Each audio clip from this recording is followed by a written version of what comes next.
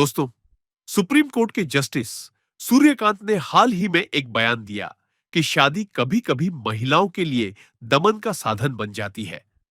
बस इसके बाद सोशल मीडिया पर ऐसा तूफान आया जैसे जज साहब ने दुनिया बदल दी हो। लेकिन जज ने किसी धर्म का नाम तक नहीं लिया। सोशल मीडिया विशेषज्ञों ने इसे हिंदू समाज पर हमला मान लिया। यही नहीं, कुछ ने लिखा कि जज इस्लाम पर नहीं बोलते क्योंकि उनके बच्चे विदेश में हैं। असली मुद्दा यह है कि जस्टिस सूर्यकांत ने हमेशा बिना किसी दबाव के फैसले देने का साहस दिखाया है। उन्होंने नुपुर शर्मा मामले में कड़ी टिप्पणी की थी, जब विवादास्पद बयान से देश में अशांति फैल रही थी। जज साहब ने बिना किसी राजनीतिक दबाव के कहा कि जिम्मेदारी लेनी होगी। यही उनकी न्यायपालिका की स्वतंत्रता का परिचायक है। इसके अलावा उन्होंने सरकारी अधिकारियों के खिलाफ कार्रवाई की है जब उन्होंने अपनी शक्तियों का दुरुपयोग किया। यह दिखाता है कि जज सूर्यकांत किसी भी दबाव में नहीं आते और निष्पक्ष निर्णय लेने में विश्वास रखते हैं। संवैधानिक अधिकारों की रक्षा भी उनके फैसलों का हिस्सा रही है। जस्टिस सूर्यकांत ने अल्पसंख्यक समुदायों के अधिकारों को सुनिश्चित किया और यह तय किया कि किसी भी नागरिक के अधिकारों का उल्लंघन न हो, चाहे वह किसी भी राजनीतिक दल से जुड़ा हो। अब सोशल मीडिया की दुनिया में देखिए, जज के बयान का मजाक उड़ाया गया। हिंदुओं पर बोलना आसान, इस्लाम पर बोलना मुश्किल, यह कथन फैला दिया गया। लेकिन वास्तविकता यह है कि जज सूर्यकांत ने कभी किसी धर्म विशेष पर पक्षपात नहीं किया। जस्टिस सूर्यकांत ने हमेशा न्यायपालिका की स्वतंत्रता का समर्थन किया है। उन्होंने कहा कि अदालत को किसी भी बाहरी दबाव से मुक्त रहकर न्याय देना चाहिए।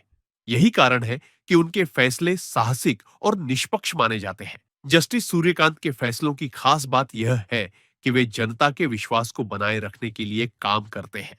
सोशल मीडिया पर होने वाले ट्रोल और गलतफहमियों के बावजूद वे अपने कर्तव्य में ईमानदार रहे हैं।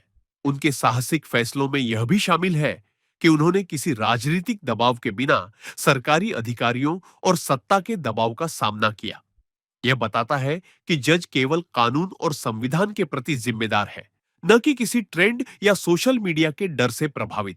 जस्टिस सूर्यकांत ने सिर्फ बयान ही नहीं दिए, बल्कि उनके फैसलों ने समाज में सकारात्मक संदेश भेजा। महिलाओं के अधिकार, संविधानिक सुरक्षा और न्यायपालिका की स्वतंत्रता उनके फैसलों का मूल है। सोशल मीडिया के ट्रोल उन्हें कभी नहीं रोक सकते।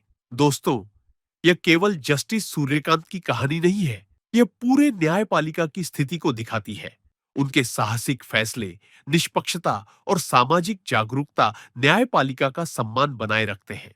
अगर हम न्यायपालिका का सम्मान नहीं करेंगे, तो भविष्य में ईमानदार जज भी डर के कारण सही फैसले नहीं दे पाएंगे। From 2007 to 2011, and you will find that most of the schemes formulated by NALSA are notified in 2010. I did contribute information of those schemes, but I am not on that academic concept of the access to justice. The last point which Meenakshi ji raised before you are the most pertinent point, that where and how are we going wrong in translating this concept into reality? Where are we lacking in practical terms that the concept of access to justice is still being discussed in workshops, seminars, lectures, in auditoriums? Why it has not reached to the general masses? And what are those actual barriers and how to deal with that? She very aptly pointed out and made a appeal to all of you that the lawyers need to come out, pro bono services, even young lawyers who can be funded from different sources, and they can provide a kind of paid but free legal aid to the set of litigants who, because of the economic constraints, are unable to approach the legal forms. There is no doubt about it that free legal aid, accessible justice system and equality in terms of no difference between poor or rich, workman or industrialist, employer or employee. All these are fundamental to the concept of access to justice. But then my personal viewpoint is that we are lacking in commitment. And unless you are committed to a cause, regardless of the best of the infrastructure which is made available, regardless of all other requirements are taken care, funds provided, you may not be able to achieve the desired result. On illustrative basis, I will just give you one example. I have been also the executive chairman of the State Legal Service Authority, and it was not that Legal Service Authority alone as an exception. I am talking all India basis, pan India. There are more than adequate funds being provided by the central government to legal service authorities for the purpose of engaging good quality advocates, pay them a reasonable amount of fee, where only NALSA has prescribed the minimum one,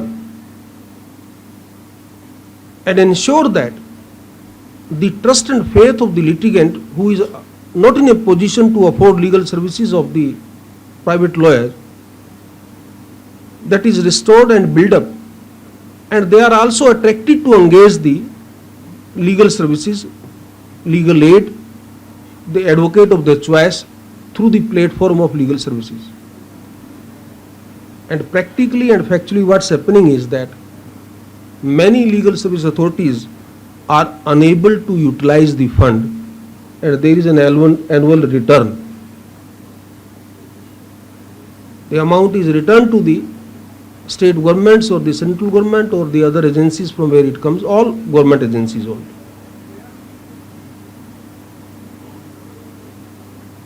My personal very strong view is that the concept of access to justice, legal aid, legal services cannot be implemented mechanically through rule books or through prescription. It has to be imbibed in the mindset, and there has to be a commitment by individuals forming a group and then take it and lead it as a movement.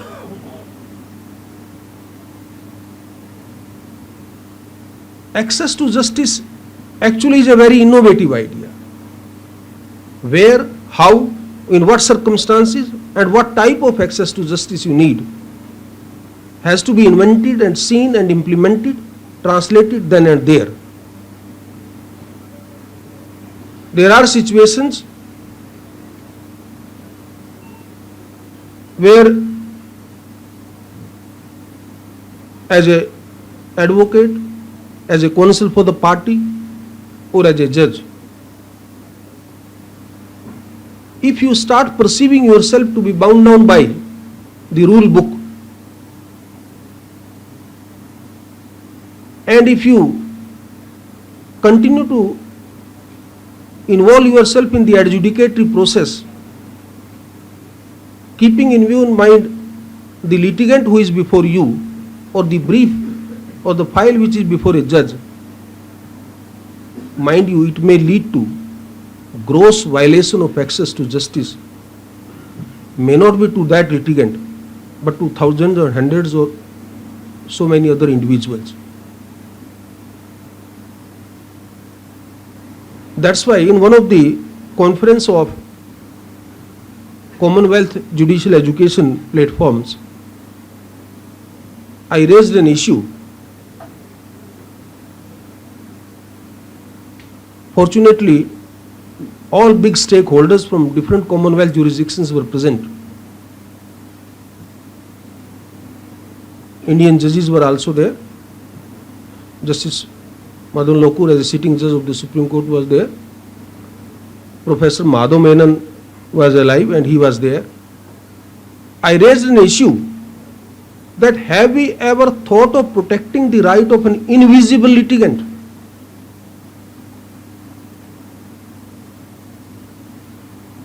The people started asking me, please don't sidetrack the issue. There is no concept of invisible litigant. I said, because you have not applied your mind. He is an invisible litigant because you can't see. And that's why you have not thought of that how to protect the right of that invisible litigant. I was asked to explain, and I told them that in a list between A and B, when the two counsel are assisting the court or the judge is passing an order, many a times we may lead to passing an order which will affect a third party who is not before us. It is he or she, that invisible litigant, whose rights are also required to be protected.